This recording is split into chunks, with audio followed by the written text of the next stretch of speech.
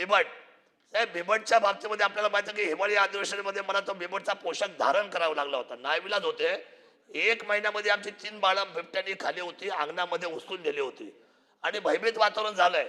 आज माझ्या तालुक्यामध्ये कमी 1000 ते 1200 बिबट आजही मांजरासारखे फिरतात. शंभूराज साहेब, मांजरासारखे बिबट फिरतात. परिस्थिती अतिशय बिकट आहे. मग अशा परिस्थितीमध्ये शेड्यूल 1चा हा प्राणी हा मांजरीच्या प्रजातीतला आहे. त्याला शेड्यूल 2 साठी आपल्या असलेल्या सरकारने केंद्राला हा प्रस्ताव द्यावा आणि कुठल्याही परिस्थितीमध्ये बिबट शेड्यूल 1 मधल्या शेड्यूल 2 मध्ये घालवला पाहिजे आणि रेस्क्यू सेंटरला मान्यता दिली आहे. सीएम साहेबांनी एक सुंदर अशी बैठक, मुख्यमंत्री असतील व दोन्ही उपमुख्यमंत्री असतील यांनी एक तातडीची बैठक मंत्रालयामध्ये घेतली होती. त्या बैठकीला आम्ही सगळे आमदार हजर होतो.